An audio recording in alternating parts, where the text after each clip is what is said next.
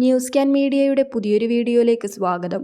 സംസ്ഥാനത്ത് ക്ഷേമ പെൻഷൻ ഗുണഭോക്താക്കൾക്ക് പരിശോധനകളും പ്രധാന നടപടികളും മാർച്ച് മാസം മുതൽ ആരംഭിക്കുകയാണ്. പെൻഷൻ വാങ്ങുന്നവർക്ക് സോഷ്യൽ ഓഡിറ്റിംഗ് നടത്തുമെന്നും അനർഹരായവരെ കണ്ടെത്തി പുറത്താക്കുമെന്നും സംസ്ഥാന ബജറ്റിൽ ധനമന്ത്രി KN ബാലഗോപാൽ അറിയിച്ചിരുന്നു. അതിനാൽ തന്നെ സാമൂഹിക സുരക്ഷാ പെൻഷൻ പദ്ധതിക്ക് കീഴിലുള്ളവർക്ക് ഈ പരിശോധന നേരിടേണ്ടി വരും.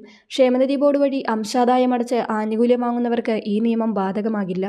നിലവിൽ അനർഹരായവരെ കണ്ടെത്തി അവരെ പുറത്താക്കുന്നതിലൂടെ അർഹർക്ക് മാത്രം തുക നൽകുവാനും അതോടൊപ്പം പെൻഷൻ തുകയിൽ ഒരു വർധനവിനും ഇത് സാഹചര്യമൊരുക്കും. ഇത്തരത്തിലുള്ള കാര്യങ്ങളെല്ലാം മുന്നിൽ കണ്ടാണ് മാർച്ച് മാസം മുതൽ സംസ്ഥാന വ്യാപകമായി സോഷ്യൽ ഓഡിറ്റിംഗ് ഉൾപ്പെടെയുള്ള കാര്യങ്ങൾ ക്രമീകരിക്കുന്നത്. മാത്രമല്ല, പെൻഷൻ പദ്ധതിയിൽ നിലവിൽ വാർഷിക വരുമാനം 1 ലക്ഷം രൂപയ്ക്ക് മുകളിലാണെങ്കിൽ അത്തരക്കാർക്ക് പെൻഷൻ നൽകേണ്ടതില്ല എന്ന തീരുമാനവും സർക്കാരിൻ്റെ ഭാഗത്ത് നിന്ന് വരുന്നുണ്ട്. എല്ലാ വർഷങ്ങളിലും വരുമാന സർട്ടിഫിക്കറ്റ് നിർബന്ധമാക്കണമെന്നും അത് കൃത്യമായി പരിശോധിച്ച് ഉറപ്പാക്കണമെന്നുമുള്ള നിർദ്ദേശവും സംസ്ഥാന സർക്കാരിൻ്റെ ഭാഗത്തു നിന്നുമുണ്ട്. അതിനാൽ തന്നെ ഈ വർഷം മുതൽ നമ്മൾ വാർഷിക വരുമാന രേഖ സമർപ്പിക്കേണ്ടതായി വരും.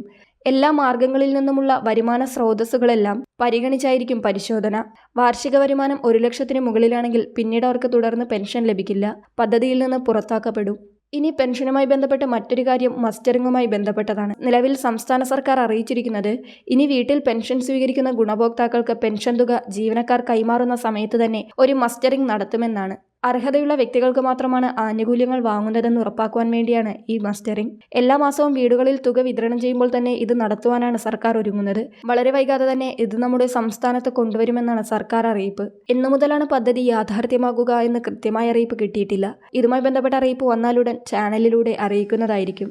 അതോടൊപ്പം പെൻഷൻ ഗുണഭോക്താവിന്റെ വീടും ചുറ്റുപാടും ഭൗതിക സാഹചര്യവുമൊക്കെ പരിശോധിക്കുന്നതുൾപ്പെടെയുള്ള നടപടികളും എത്തുന്നുണ്ട്. പരിശോധനയ്ക്ക് വേണ്ടി തദ്ദേശ സ്ഥാപനങ്ങളിൽ നിന്നും പെൻഷൻ വിഭാഗം കൈകാര്യം ചെയ്യുന്ന ഉദ്യോഗസ്ഥരോ അല്ലെങ്കിൽ ഇതുമായി ബന്ധപ്പെട്ട ഉദ്യോഗസ്ഥരോ എത്തിച്ചേരും. വീടിന്റെ വിസ്തീർണം, സ്വന്തമായി വാഹനമുണ്ടോ, 1 ഏക്കറിൽ കൂടുതൽ ഭൂമിയുണ്ടോ, വീട്ടിൽ ഒരു മുറിയിലെങ്കിലും AC ഉണ്ടോ, ആദായ നികുതി അടക്കുന്നുണ്ടോ തുടങ്ങിയ മാനദണ്ഡങ്ങളൊക്കെ പരിഗണിച്ചായിരിക്കും പരിശോധന.